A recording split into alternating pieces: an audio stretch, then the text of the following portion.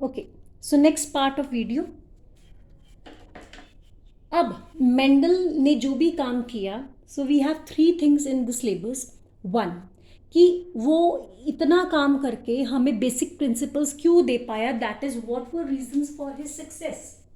लेकिन at the same time उसके जिंदा रहते उसके जो मेथडोलॉजीज थी, उसकी जो फाइंडिंग्स थी, उसको ड्यू एडवांटेज या ड्यू रिकॉग्नाइजेशन नहीं मिला, तो that we call his failure. ठीक है।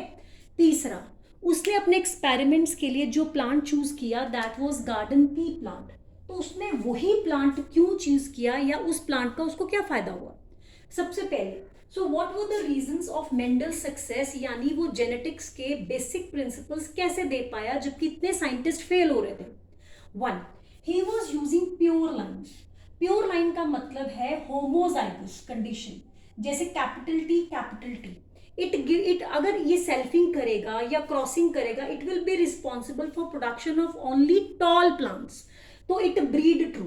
सिमिलरली स्मॉल टी, जब अगर वो सेल्फिंग करेंगे हम डुआफ प्लांट की, तो ये डुआफ ही बनाएगा, इसकी आगे की कोई भी जनरेशन में कभी भी टॉल नहीं आएगा, क्योंकि इसके पास वो जीन है ही नहीं। So that means pure lines. So pure lines means any trait homozygous to any trait, whether it is RR, small r, capital R, whatever.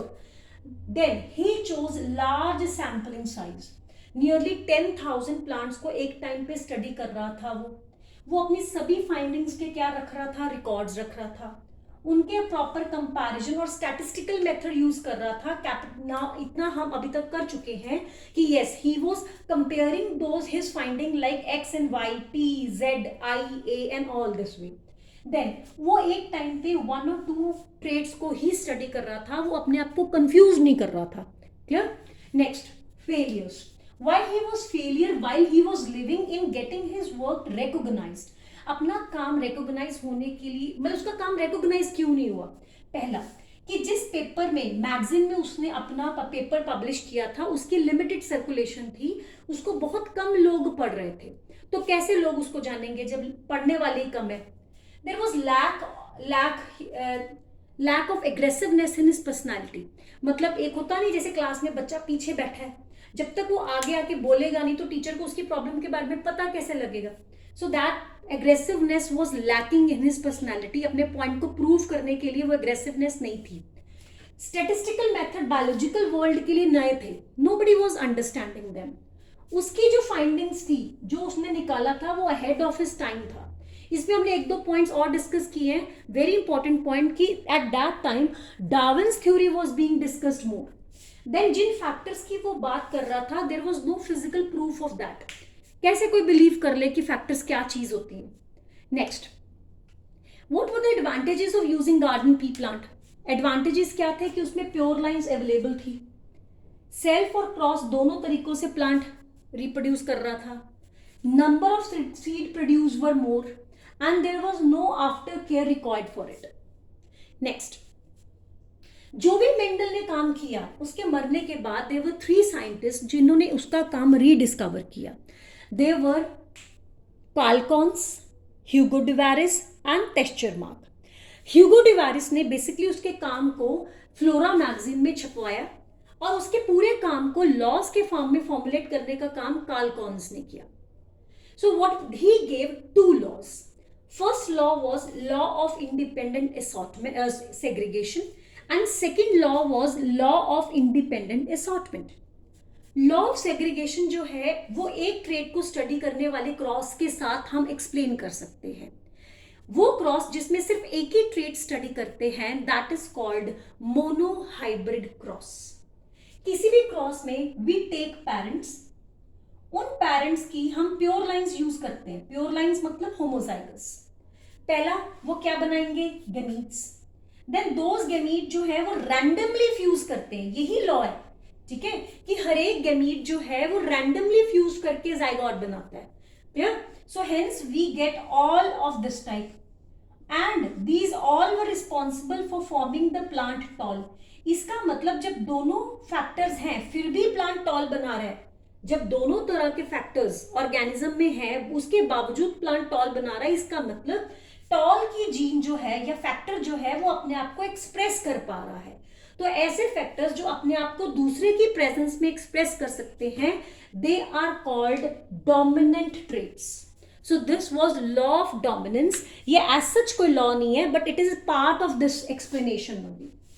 Then ये जो F1 जनरेशन मिली है, इसी की क्या की जाती थी? सेल्फिंग। सेल्फिंग के बाद फिर से गेमीट्स बनेंगे एंड फिर रैंडम फ्यूजन। क्लियर? एंड अब जो जनरेशन मिली है that is called F2 generation, second filial generation. उसमें हम क्या देखते हैं कि अगर 10,000 प्लांट्स हैं तो उसमें 7,000 प्लांट्स नियरली क्या होंगे? Tall, and then 3,000 plants nearly क्या होंगे? Dwarf. That means it accounts to ratio 3:1 देखने में। जेनेटिक लेवल पे उस टॉल में से भी एक होमोजाइगस है, 2 हेटेरोजाइगस हैं और एक तो ड्वार्फ है ही। तो जीन लेवल पे जो रेशियो बनती है दैट इज 1:2:1। इसके अलावा सो बेसिकली, ठीक है, इसके अलावा जो था कॉल कॉन्स ने दिया independent assortment. Independent assortment can be explained by studying a cross in which 2 characters are studied. This type of cross is called dihybrid cross. We have practiced this cross, so I am taking straight away कि जब हम F1 generation के individual के gametes बनाते हैं तो हम probability सभी के साथ लेते हैं, जैसे capital R with small T, capital R with small T, capital T, small R with both the type of T. तो यही तो है लॉ ऑफ इंडिपेंडेंट असॉर्टमेंट, कि वो कहता है कि कोई भी अलील किसी भी अलील के साथ जुड़ा नहीं हुआ, it can fuse with any किसी के भी साथ। क्लियर? रैंडमली फ्यूज करते हैं, रैंडमली सेपरेट होते हैं।